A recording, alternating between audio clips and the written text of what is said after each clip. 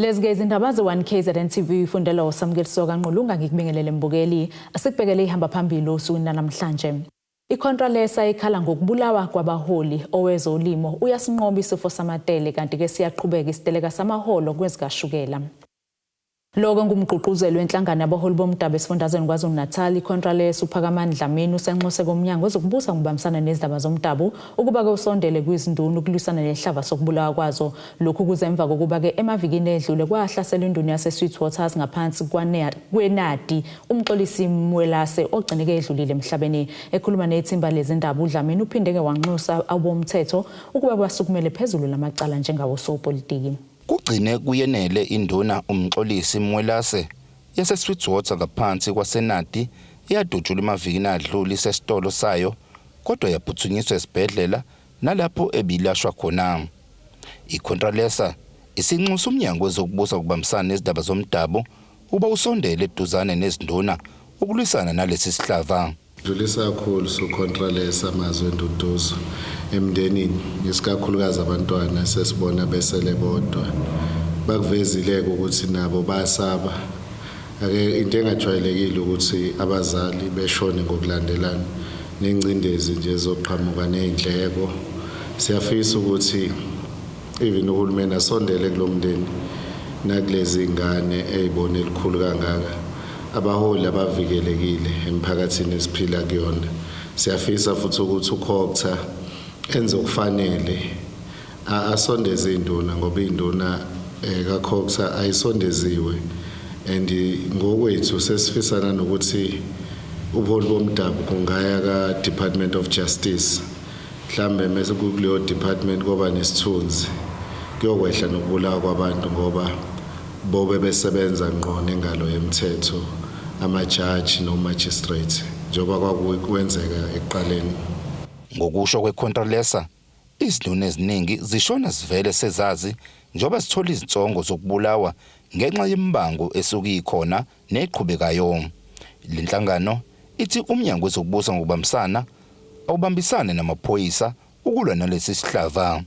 Imbango esimningi kakhulu and ayiresolve imbango noma ingabikwe eminyangweni. Umnyango awubunayo icapacity ukudila nama disputes asuke khona ama death threats ngoba imvamisa abantu bafa sebezwile ukuthi bazobulawa so kukhona into evelile bayireport ngaphambili mase ingasetshenzwa ngendlela efanele. Mhlambe uCokta munga kwazi ukusebenza ke namaphoyisa udile nama death threats udile nembango ekhona ngendlela eright resolve kahle so that kungazoba khona la kuzoba khona udungunyana olufana nalolu. Kuzokhumbuleka ukuthi zingaphezulu kwamashumi ayisithupha izinduna esezihlaseliwe zabulawa esifundazweni iKwaZulu-Natal. Izindabeni ze-1 KZN TV bikuthi abantu maphumulo eMkungundlovu. Umnyango wezolimo nokuthuthukiswa kwezindawo zasemakhaya KwaZulu-Natal uthi ke selokhu uqalile uhlelo lokugoma imfuyo kwisifo samatele azikho izigameko esabikiwe zalesi sifo lapho ke usugome khona imfuyo. Ungqongqoshe ohola lo mnyango uThembeni kaMadla phambemthetho usho kanje ngesikhathi ke zoqashisa abafuyi abakheleke iziqiwe emtubatuba ngezifo ezingase ziqhamuke ezilwaneni ngesasendle. Umnyango wezolimo nokuthuthukiswa kwezindawo zasemakhaya uhambele endaweni yasemachibini emtubatuba lapho uhlangane khona abalimi nabafuyi udinga indaba izinto ezahlukene ezithinta isifo samatele izifo ehlasela imfuyo yasemakhaya kulabo bakheleke neziqiwe. Kodwa udabeni lemfuyo sigxile kakhulu la kule ndawo ngoba iyakhelene nesiqiwe kunezilwane eziphatha izifo ezisuka ngale esiqiwini zingene ngapha eindaweni zabantu bese kufa inkomo zifa especially ilwane like amabuffalo. Lokho ke kudala ukuthi inkomo zabantu zifa abantu ke bengakwazi ukwehlukanisa FMD bengazi nokuthi inkomo zabo ibulawa yini kanti thina lezo zifo sibiza ngecorridor diseases ziyenzeka all over la abantu bakhalene khona neziqiwe. Lo mnyango uthi selokuqalise uhlelo lokugomela imfuyo isifo samatele azikho igameko ezibikiwe zalesi sifo lapho sogome khona imfuyo uthi ulindele ukuthi uphothule uhlelo lokugomela imfuyo kulesi sifo engu-1.7 million epheleni kwalenyanga. We are confident that we'll be able to make 80% and above because we are above 1.7 currently, and we are about to finish Umzinyathi. Then next week, or after next week, we'll be going to Amajuba, finalizing Amajuba. During the end of this month, we will have vaccinated all the animals that are in KwaZulu-Natal. And also, we'll be starting second program to do a boosting in all the animals from Uku up to Umkhanyakude. Okuqhamile kulomphakathi ukuthi abalimi abaningi abakabi nalo ulwazi ngezinto eziningi ezithinta kumhlabathi nokuthi yini okumele bayitshale. Iningi labalimi lichaze ukusola kamanje njengento ekhinyabeza umsebenzi wabo. Inkinga kakhulu amanzi ashayayo. Ukufika kwakhe siyacabanga ukuthi kungenzeka mhlambe asifakele ama boreholes ngoba akukho ngisho idamu. Ingadi uhulumeni besixhase ngayo sesize sayiyeka ukuyilima manje sesilima uma one home one garden ngenxa yamanzi. Kanti abanye abalimi batuse igalelo umnyango wezolimo ngempumelelo yabo kulomkhakha. Uyabona umnyango lo wakagasho ngisize kakhulu. Namhla ngumuntu namhlanje ngisho ungafika ekhaya ungafika ubone ukuthi hayi le ndoda iyasebenza ayidlali. Umeka masipala inkosi uMtubatuba umxolisa imithetho onquseka intsha ukuba nayingene kwezolimo. Kakhulu abantu abasha okuwayibona abasekwaziyo ukuba namalokhuza asekahle amadolo asathambile ke besondele kwezolimo ngoba sekucacile ukuthi ezolimo yizo ezoba isixazululo sokuqeda ububha obushikashika abantu bakithi ikakhulukazi abantu abasha. Ezindabeni ze1 KZN TV kuba inkosi enhle Mthembu eMtubatuba.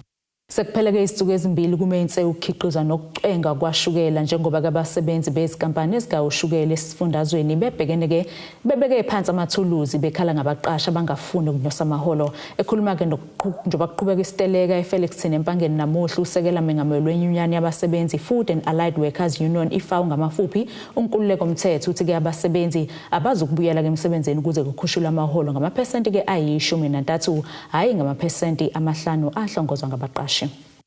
Abasebenzi abangaphansi kwezinyunyana ezahlukene badube ukusebenza ngoba befuna ukunyuselwa amaholo. Silana ukuzosupporta abafowethu senama members eunion eFaula who are currently on a wage dispute strike or strike esisemthethweni. Kube nama wage negotiations between the employer organization at a central bargaining unit nama trade unions. There are 3 trade unions akhona iFAU, iWASA neAMCU. So ke abasebenzi bebedemanda u13% i-wage increase. U-employer kena ethi uba offerisha u5.4% increase. Then abasebenzi they were able to settle to compromise up to 7%. But u-employer was not prepared to compromise. Then that has led to kuze kube khona i-strike. We seek intervention ke commissioner from CCMA waqhamuka ne-proposal ukuthi no, under these current circumstances it's better that there is a reasonable offer ka 6% ayibekayo netafuleni ukuthi it must be considered. Well, the labor was prepared to accept u6%. But u-employer utheke akekho prepared ukuthatha u6% offerisha u6% except uma izofaka i-condition. So sikuleso simo kanje manje ukuthi kune strike esiqale Monday esingasazi ukuthi sizophela nini, but well sine impact across sectors ngoba akuyena uThonga Hewlett kuphela ose striking. All the sugar players, they are on strike in KZN as well as in Mpumalanga. In KZN alone, 12 sites have shut down. They are not operational. That includes Thonga Hewlett, it includes Ilovo, Gledo, Omfolozi Sugar Milling, then RCL. So the entire sugar sector industry has come to a standstill because of this strike. Inyunyana yabasebenzi iFood and Allied Workers Union ithi kayivumelani nemigomo ebekwa ngabaqashi ukuze kukhushulwe amaholo. Utheke i-condition yakhe ukuthi ke amove from 5.4 to 6% ukuthi uzobe at 0.6 ku conditionally provided that indaba yama tariffs, sugar tariffs, it's being reviewed and reduced, which is a separate issue. I-issue yama tariff ikhona, but it's not part of the wage issues in the ama tariffs ngoba ama tariffs are determined by government. La nama wage negotiations a private sector in negotiate nabasebenzi bayo. So ke I problem ekhona ukuthi employer uzo impose I condition esingenayo ijurisdiction kuyona. It falls within the scope of government. Kanti lenyunyana iqhube yathi bazimisele ngokuhlangabezana nabaqashi. But we are prepared to go back to table provided umqashi ubuya ne-offer reasonable. The impact of the strike akekho sifuna i-strike, but abasebenzi bese khoneni ngoba uma ubuka inflation, currently the inflation is sitting at 5%. So uma wena employer uthi unikeza 5.4, effectively the increase you are saying is 0.4. And that you can't take. Unfortunately, expectation yet yokuthi pretty soon employer will be sober, I call a meeting, let's go back to the table and offer a new deal. Abasebenzi are prepared to go back to work as soon as the employer are prepared to offer a deal that is reasonable. Ntando yenkosi Dlamini ezindabeni ze1 KZN TV. Ngibika ngisempangeni. Sithishelele etolo sibesiqhubeka nazo indaba zethu.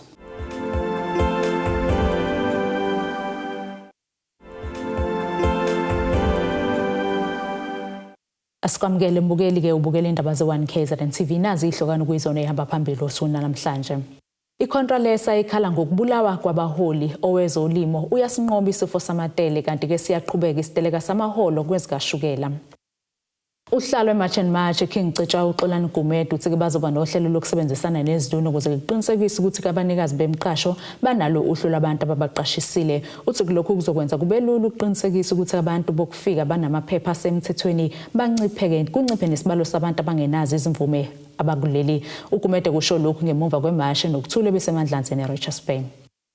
IMarch and March esifundeni King Cetshwa ibambe imarch nokuthula emadlanzini ihambise uhlu lwesikhalazo uhlanganisa ukukhathazeka ngamathuba emisebenzi amabhizinisi kanye nabantu bokufika bangenazi izincwadi ezisemthethweni. Imarch ke iqala imzuzu tavern emadlanzini lapho ke bebibhikisha bebephethe ke imiyalezo efuna kubhekwane nokufuduka kwabantu abangena noma bahlala kuleli ngaphandle kwezimvume ezisemthethweni. Abahleli bale march bathe ezinye zezinto ezikhathazayo ukuthi abantu bofika sebengeneshi emsebenzini nasemabhizinisi nabantu bakule ndawo abathi ke fuze ngabe yibona bazuzayo kuyona. Inhloso enkulu esibekela ukuthi they want to claim a local economy.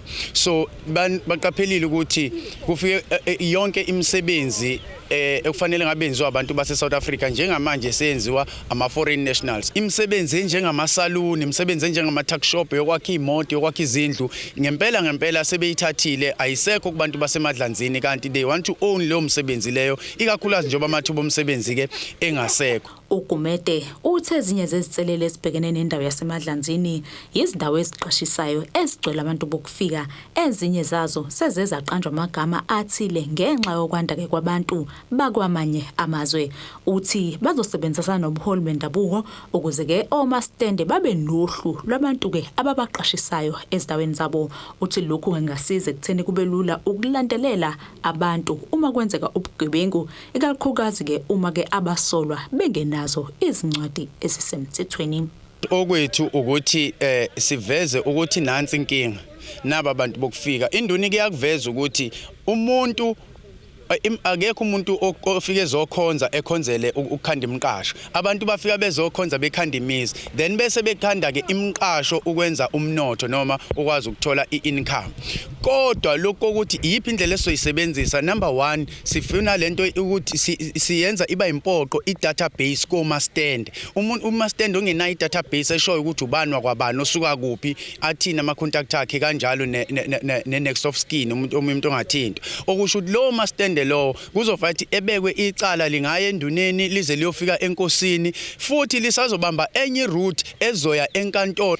Lohluke lwesikhalazo lwamukele kweinduna yesigodi uSipho Nkuna obekhona ke ukwamukela ube sekuveza ukuthi isikhalazo zomphakathi ziyazwakala futhi ke ezinye zazo bayazazi bayasebenza. Nezikhalo abakhala ngazo zikhalo esiqondayo nesizaziyo nathi mhlawumbe ezinye zazo sisebenzayo ikakhulukazi ukukhalazo esithinta abantu bangaphandle ikakhulukazi abangenawo amaphepha abenza izinto eziningi ngaphakathi nemqasho. Njoba sekukhona imqasho ebizwa ngoMozambique ikhona la ngaphakathi emadlazini, siyakwazi lokho, siyakusebenza futhi sikusebenzile kakhulu njoba kwakuza umdla ka30 sasebenza kakhulu ukuthi indawo enjalo besihlonzele zona izakhamuzi sikhombisa ukuthi nansi indawo egcwele abantu bokuhamba ngoba besinatural ukuthi kuba nemizi nendawo nje imizi enabantu bokuhamba nje ongekho umuntu wase South Africa ohlala khona silisebenzile lolo hlelo bahambile abaningi. Ugumede ke uthi ke le march bengoyokuqala nje kodwa ke isazoba khona enye lapho ke ezohlelelwa ukuthi ke behambisane neminyango kahulumeni yahlukene ukubalwa amaphoyisa owezasekhaya ukufuduka kwabantu neminye.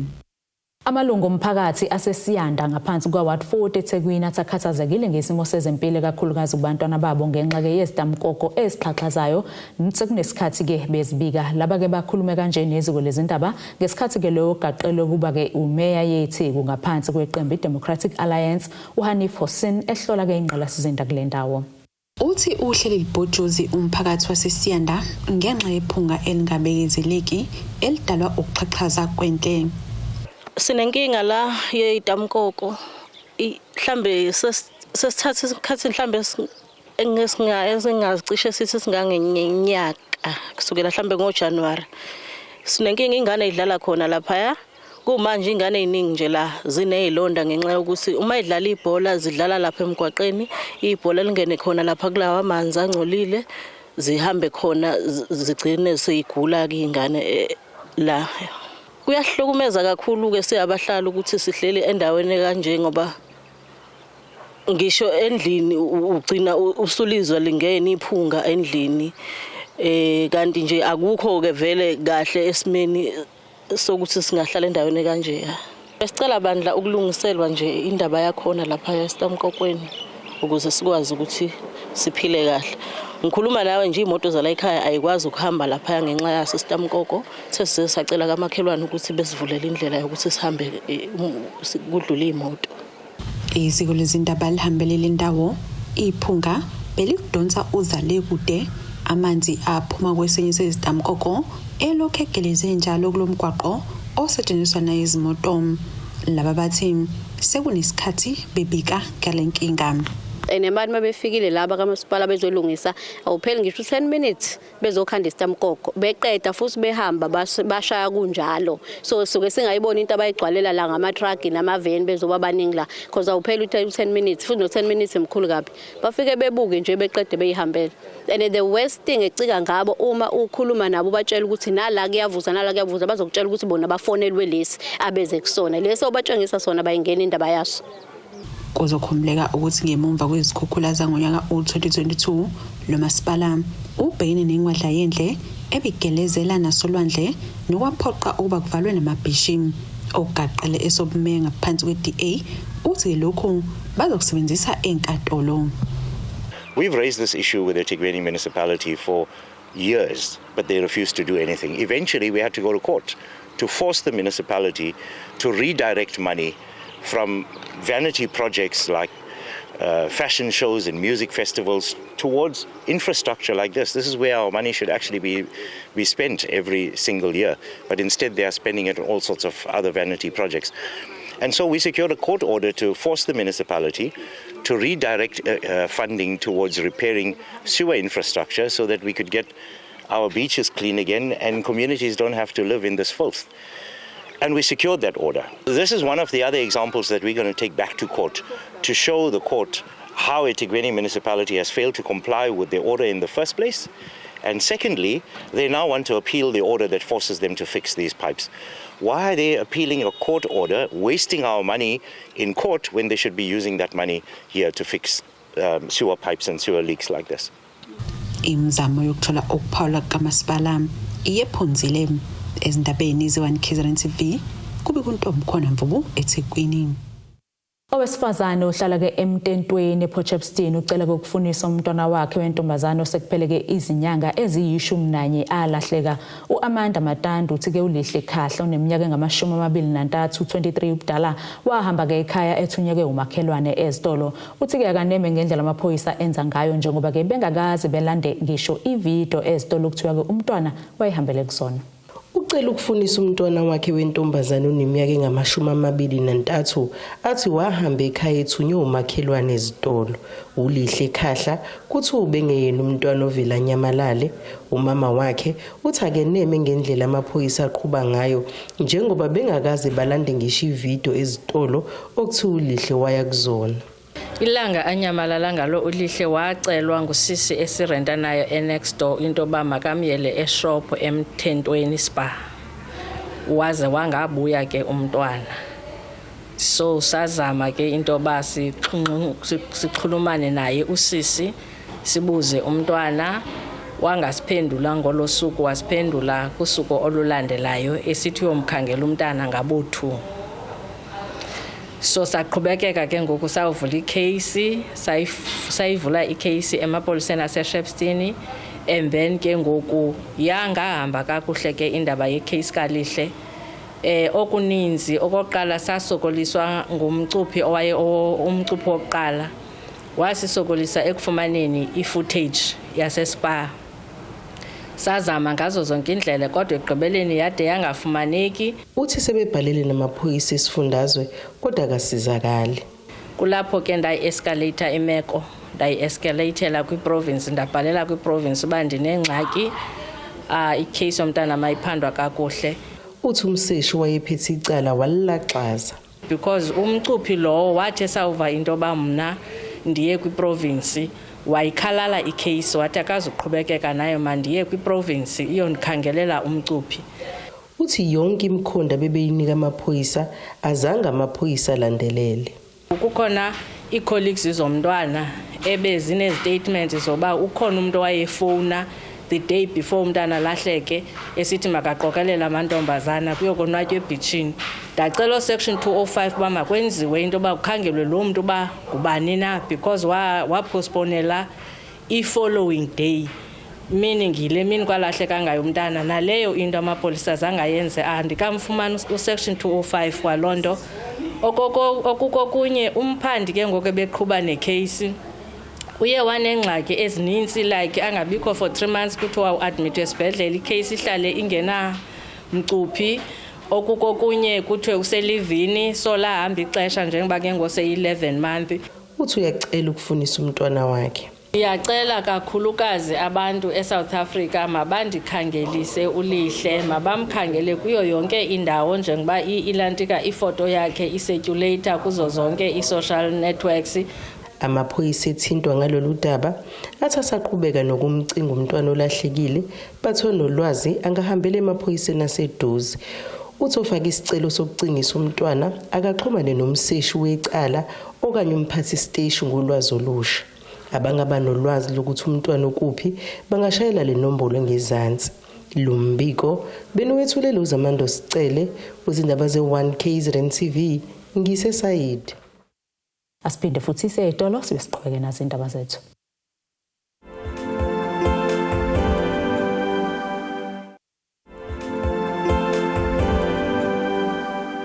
Asiphinde sikwamukele mbukeli ke ubusabukele zona indaba ze1 KZN TV. Sikukhumbuze ke bekuyizona ezihambe phambili osukwinela namhlanje.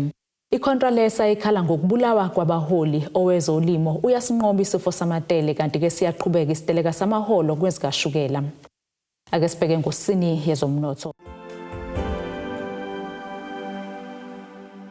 Irandi lakuleli u16.27 amaqhathuzo nedola laseMelika liwe R22.1 amaqhathuzo nopondo waseBrithani libo $18.82 amaqhathuzo neeuro. Igolide lona $4,397.2 ounce olungahleziwe wona $90.87 umphongolo. Ake sibheke ngosini yezemidlalo. Uhlalo weqembu lebhola laseMgungundlovu Midland Wanderers egijima ke esigabeni seMotepe Foundation Championship uVincent Masenti Mnyeni uthi ke zikuvuthondaba izingxoxo nomasipala umsunduzi zokuba ke leli qembu libuye ke lizodlala ekhaya enkundleni Harry Gwala Stadium. Ekhuluma ke nethimba lezindaba uMnyeni kenkathi ke behlangene nomasipala uMgungundlovu ukuzokwethula izihlelo zesizini ezintsha. Umnyeni ke unxuse usomabhizinisi ukuba baluleke isandla njengoba ziya ngokwanda izindleko. Iqembu laseMgungundlovu iMidlands Wanderers ihlalele ethembeni lokubuyela ukuzodlala ekhaya enkundleni Harry Gwala Stadium njengoba kunezingxoxo eziqhubekayo phakathi kwaleli qembu kanjalo nomasipala uMsunduzi. Leli qembu eligijima esigabeni seMotsepe Foundation Championship ngesizini edlule bedlala imidlalo yasekhaya enkundleni eMpumalanga Stadium eHammersdale. Kudla zo3 esizoyisenza this season. It's Mpumalanga, it is Herigwala, it is Sugar Ray Xulu. Those are the stadiums that esizowasenza this season. Of course, we have comfort with arrangement esinayo with eThekwini ukusinika iground eSugar Ray neMpumalanga Stadium. They are just minor things that we must just fine tune between ourselves and Msunduzi municipality in relation to Herigwala. But our discussion are at an advanced stage njengamanje between team neMsunduzi municipality. Uhlalo leli qembu Vincent Masente Myeni unxusa somabhizinisi obabalula isandla njengoba ziya ngokwanda izindleko zokusingatha leli qembu.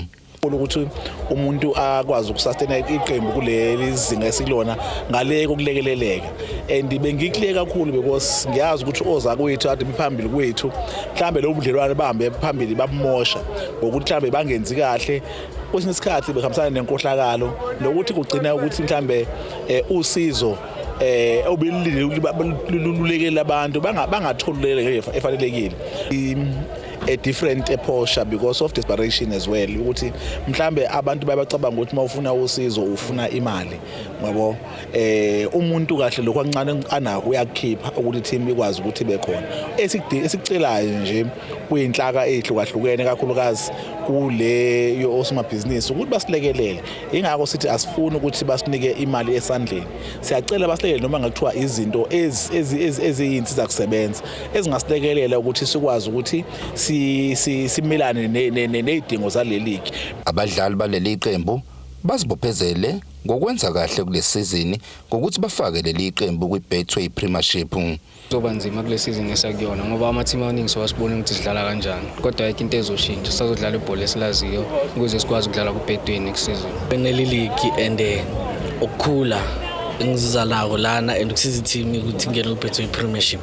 Ngasho ukuthi into eshintshile kuphela ilocation kodwa mangifika amajita angambeleke kahle no-coaching wonke umuntu so ngasho ukuthi kusekhaya that's why ngisheshe ngajwayela. Imeya kaMasipala uMshwathi uMandla Zondi uveze ukuthi sekuyisikhathi sokuthi bajube ithimba lokuyoxoxisana noMasipala uMsunduzi ukuze leli qembu libuyele ukuzodlala ekhaya. Bona kwayo kungenza izinto eziningi ezinhle. That's why sikhuluma ngokuthi sizoba ne-delegation ezoya kokhuluma noMasipala uMsunduzi ukuthi kuvulwe iground. Lo mcimbi okwethula kwezinhlelo zaleli qembu bewuhlelwe ngokubambisana noMasipala wesifunda uMgungundlovu. Ezindabeni ze-1 KZN TV bikuthi abantu maphumulo eMgungundlovu. Nasikisimo sezulu esingalindeleka.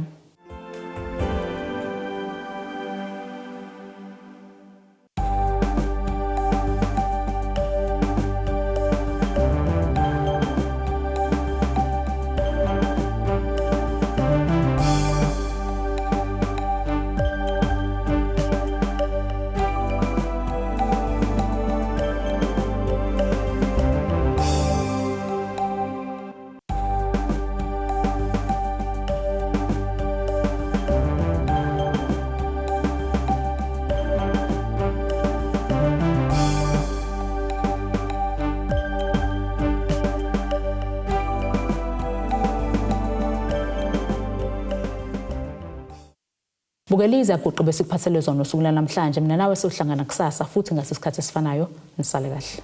Abethuli bethu bezindaba baxhaswe iThulis Bayview Bridal. Ungabashayela kulezi zinombolo ezivelile.